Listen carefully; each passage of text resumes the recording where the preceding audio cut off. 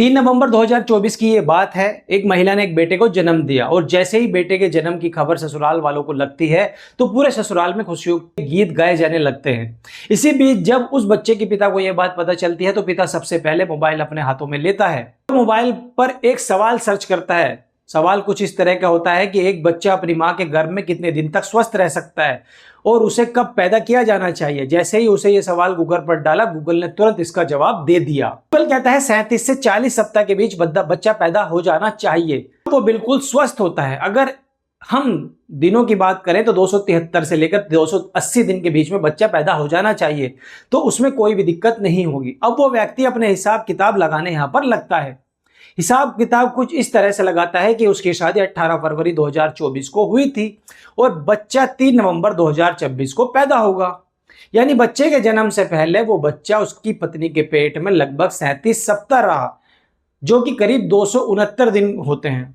अब जब उसे ये 269 दिन का आंकड़ा समझ आया तो वो और भी ज्यादा टेंशन में आ जाता है, क्योंकि उसकी शादी को सिर्फ 8 महीने और 16 दिन ही हुए थे, बजाय इसके कि वो बच्चे के जन्म की खुशी मनाता। अपनी पत्नी के पास पहुंचता और पत्नी से कहता है, सच सच बताओ कि ये बच्चा किसका है, किसके साथ तुमने मुझे धोखा दिया है और से आया है ये बच्चा, इसके असली पिता का नाम बताओ, नहीं तो मुझे मजबूर होकर डीएनए टेस्ट कराना होगा, मुझे तलाक के बारे में भी सोचना होगा। ये बात सुनकर पत्नी एकदम से हैरान हो जाती है और सोचने पर मजबूर हो जाती है कि आप कैसी बातें कर रहे हो, ये बच्चा आपका ही है, आप ही इसके सच्चे पिता हो, असली पिता हो। यहां तक कि इस घर के अंदर पति और पत्नी के बीच खुशियों का माहौल जो था, लेकिन बच्चे के जन्म के बाद उनके रिश्तेदारों में मनमुटाव यहां पर शुरू हो जाता है। इसी तरह यह साल गुजर जाता है, लेकिन जब अगला साल आता है यानी कि 2025, तो शायद ही कोई ऐसा महीना होगा जब पति और पत्नी के बीच झगड़ा ना हुआ हो।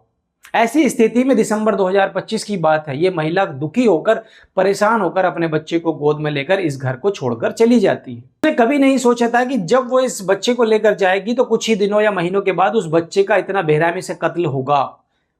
एक ऐसा कत्ल जिसकी गूंज हिंदुस्तान में नहीं बल्कि जहां जहां सोशल मीडिया है वहां पर वीडियो वायरल होगा, वहां तक ये खबर वहां पर पहुंचेगी। जिसने भी इस घटना के बारे में सुना उसके पैरों तले जमीन खिसक जाती है, उसकी रूह कांप जाती है। क्या है ये पूरी कहानी? इस कहानी के माध्यम से मैं आज आपको समझाने की कोशिश करूंगा। आदाब, नमस्कार, सत श्री अकाल। मैं इमरान मलिक। उत्तर प्रदेश के फिरोजाबाद जिले का एक ऐसा कस्बा पड़ता है जिसका नाम है सिकोहाबाद। इसी सिकोहाबाद में एक यादव कॉलोनी स्थित है। यादव कॉलोनी में रहने वाली पुष्पलता यादव, कुछ ही दिन पहले पुष्पलता यादव के पैर में चोट लग जाती है। इसी वजह से उसके घर पर मेहमान आए हुए थे। मेहमानों में उनकी सहेली रिति शर्मा भी थी। रिति शर्मा की मां पिंकी शर्मा भी उसके साथ में आई हुई थी। पिंकी शर्मा एक प्राइवेट टीचर है। माँ बेटी बार बार घर के दरवाजे की तरफ देख रही थी। तभी पुष्पलता पूछती है, तुम लोग इतनी देर से दरवाजे की तरफ आके क्यों देख रही हो? तभी रिति कहती है, जो बाबू है ना उसे जरा देखो तो सही। कुछ देर बाद जैसे ही घर का मुख्य दरवाजा खोला जाता है तो सामने का नजारा देखकर सन्न रह जाते हैं। दरवाजे के ठीक सामने उसका 1.5 साल का बच्चा जमीन पर पड़ा हुआ था। चारों तरफ देखा जाता है लेकिन गली पूरी तरीके से सुनसान होती है। जैसे ही माँ अपने बच्चे को उठाती है उसके हाथ लटक जाते हैं, पैर लटक जाते हैं, गर्दन भी ढीली उसकी पड़ जाती है। बच्चा यहाँ पर एकदम से गर्म हो जाता है। माँ को अब भी एक उम्मीद होती है कि वो जोर जोर से चिल्लाते हुए सीधे अस्पताल की तरफ यहाँ पर भागती है। रास्ते में जो भी पूछता है क्या हुआ, बस इतना कहती है, मुझे अस्पताल बता दो, अस्पताल कहाँ है। किसी तरह वो अस्पताल पहुंचती है और डॉक्टर से कहती है, मेरे बच्चे को देखिए, वो कोई हरकत नहीं कर रहा है। डॉक्टर जब जांच यहाँ पर करते हैं और जांच करने के बाद में वो यहाँ पर उसको बताते हैं कि ये बच्चा मर चुका है, इसमें अब कोई जान नहीं है। ये सुनते ही माँ टूट जाती है। उधर कॉलोनी में चीख पुकार मर जाती है। लोग इकट्ठा होने लगते हैं।